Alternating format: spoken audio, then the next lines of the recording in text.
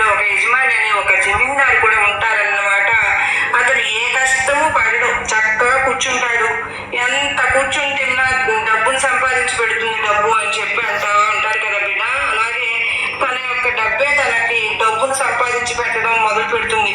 ఇంట్లో కూర్చుని రోజు తను కొన్ని వేల రూపాయలు సంపాదిస్తాడు. అతను ఊరికి జమీందారు కావడంతో ఎంతో మంది మనుషులు లేచిన దగ్గర నుంచి పడుకునేంత వరకు అతని చుట్టూ తానే తిరుగుతూ ఉంటారు. కానీ ఏ రోజు కూడా భగవంతుడు ఒక్క నమస్కారం కూడా పెట్టడం. తనకు డబ్బే జీవితం, డబ్బే ప్రపంచం, ఇదంతా కూడా పైన ఆకాశంలో ఉన్న భగవంతుడు చూస్తూ గమనిస్తూనే ఉంటారు. ఆ విష్ణుమూర్తి గమనించి నారదుడిని భూలోకంలోకి ఎవరెవరు కష్టాలు పడుతున్నారో చూసి రమ్మని చెప్పి పంపిస్తారు.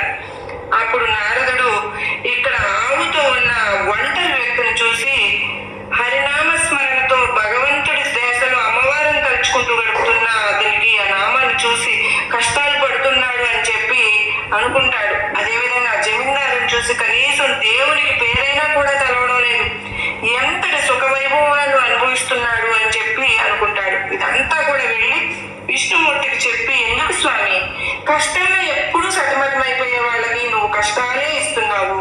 నీ నామస్మరణతో అమ్మను తలుచుకుంటూ దుర్గమ్మను అతను రోజు కూడా గడుపుతూ ఉన్నాడు. కానీ అతనికి సంతానం మాత్రం కలగలేదు, అతను భార్య కూడా లేదు. ఎప్పుడు నీ నామస్మరణతో గడుపుతూ నీ కష్టాలనే అనుభవిస్తున్నాడు. ఇతనేమో కనీసం నీ నామాన్ని కూడా అతను జపించడు, అయినా కూడా కానీ డబ్బులతో తొలగిపోతున్నాడు అని చెప్పి అడుగుతూ చెప్పగా అతను అప్పుడు శ్రీహరి కష్టాలు అనుభవించేవారు దైవానికి పూజలు చేసేవాడే కష్టాలు అనుభవించడానికి కారణం ఏంటో నాకు చెప్పండి స్వామి అని చెప్పి ఆ విష్ణుమూర్తి నారద మునీశ్వరుడు అడుగుతారు.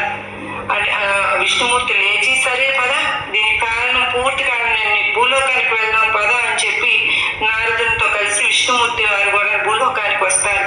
వీరిద్దరు కూడా భూలోకానికి వచ్చిన తర్వాత వేషధారణ మార్చుకుని భిక్షాటన రూపంలో ఇద్దరు కూడా ముందు ఆ జమీందారు ఇంటికి వెళ్తారనమాట. జమీందారు ఇంటికి వెళ్ళి తలుపు కొడతారు. తలుపు కొట్టి భిక్ష వేయమని చెప్పి అడుగుతారు. నీకేం పని పట్ట లేదా ఏంటి? ఇద్దరు చూడడానికి బాగానే ఉన్నారు కదా, నేను మీకెందుకు భిక్ష వేయాలి? మా ఇంట్లో ఎందుకు ఎటువంటి భిక్ష వేయడం అనేది జరగదు, వెళ్ళిపోండి వెళ్ళిపోండి అని చెప్పి దారుణంగా అవమానించి ఆ జమీందారు ఇద్దరిని పంపించేస్తారు. అంటే నారదుడు విష్ణుమూర్తిని పంపించేస్తారు. ఇక వీరిద్దరు కూడా అప్పుడు ఆ పేద ఇంటి వ్యక్తికి వెళ్తారనమాట. అంటే గోమాతను పట్టుకుని ఉన్నాడు కదా అతను, అతని దగ్గరికి వెళ్తారు. అతని దగ్గరికి వెళ్ళి అతను తలుపు కొడతారు. భిక్ష వేయనైనా అని చెప్పి అడుగుతారు. విష్ణుమూర్తి అప్పుడు సంతోషం, మీరు మా ఇంటికి వచ్చినందుకు, నాకు ఈ రోజు ఒకరికి భిక్ష వేసే అవకాశం కలిగినందుకు